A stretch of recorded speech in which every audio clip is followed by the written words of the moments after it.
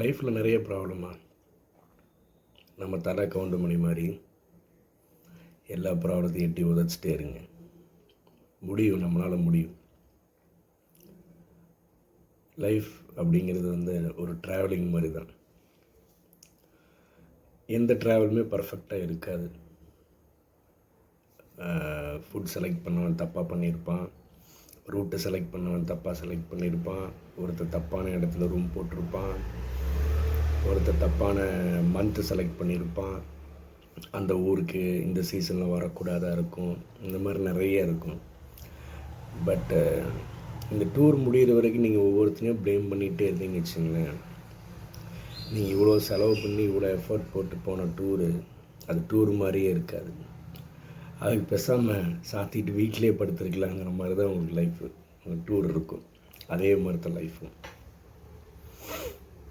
ஏன்னா அவங்க சரியில்லை, இவங்க சரியில்லை, இவன் பண்ணது சரியில்லை, அவன் பண்ணது சரியில்லை, இந்த ப்ளேம் கேம் விளையாண்டுகிட்டே இருக்குவாங்க.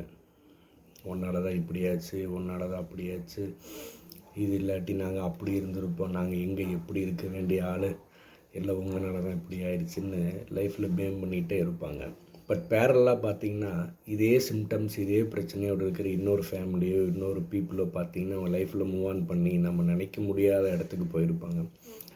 காரணம் என்னென்னா, உங்கள் ஃபேமிலி ஆர் உங்கள் சரௌண்டிங்ஸ் இல்லாத ஒரு விஷயம் அவங்கக்கிட்ட இருக்குது. என்ன தெரியுங்களா? யாருமே அந்த ப்ளேம் கேம் ஆடவே மாட்டாங்க. They think we are a family. சரி, அவன் அதை பண்ணிட்டான், நீ இதை பண்ணிவிட்ட, அதை பண்ணிட்ட. பட் எல்லாருமே சேர்ந்து ஒரு டிசிஷன் எடுப்பாங்க. சரி, ஓகே, இது நடந்துருச்சு, இது எப்படி ரெக்டிஃபை பண்ணலாம் அப்படின்னு நினைப்பாங்க. அப்படி ரெக்டிஃபை பண்ணவங்க தான் லைஃப்பில் ஜெயிச்சிருக்காங்க.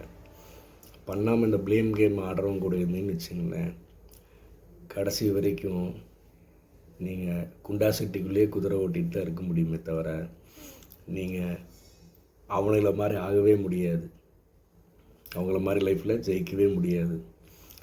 நம்ம தலை சொன்ன மாதிரி திண்ணையை பிடிச்சி பொருளை பேசிக்கிட்டே தான் இருக்க வேண்டியதான். அவன் அங்கே போயிட்டான், இவன் இங்கே போயிட்டான், அதில் இருக்கக்கூடிய எச்சில் மெடிசன் நம்ம பல கோடிக்கு போவோம், அவன் இங்கே தான் உட்காந்துருந்தான், எங்கூட தான் சாப்பிட்டான், இப்போ எப்படி ஆகிட்டான்னா இதுதான் காரணம். அதனால் டப்பி சாத்திட்டு அட்ஜஸ்ட் பண்ணிவிட்டு புறம் பேசாமல், எவ்ரிபடி வில் மேக் மிஸ்டேக்ஸ். நான் ஒரு நாளைக்கு தப்பு பண்ணுவேன், நீ ஒரு நாள் தப்பு பண்ணுவேன். பட் அதுக்கான சொல்யூஷன் கண்டுபிடிச்சி அதுக்குண்டான responsibility we should equally share. யார் தப்பு பண்ணாலுமே அதை ஷேர் பண்ணி எடுத்துகிட்டு மூவ் ஆன் பண்ணுறோம் தான் லைஃப்பில் ஜெயிக்க முடியும். ஸோ பொருளை பேசிட்டு திண்ணையில் உட்காரணும்னு நீங்கள் நினைக்கிறீங்களா, இல்லை நம்மளை பற்றி 4 பேர் பேசணும்னு நீங்கள் நினைக்கிறீங்களா? யோசிச்சு பாருங்கள்.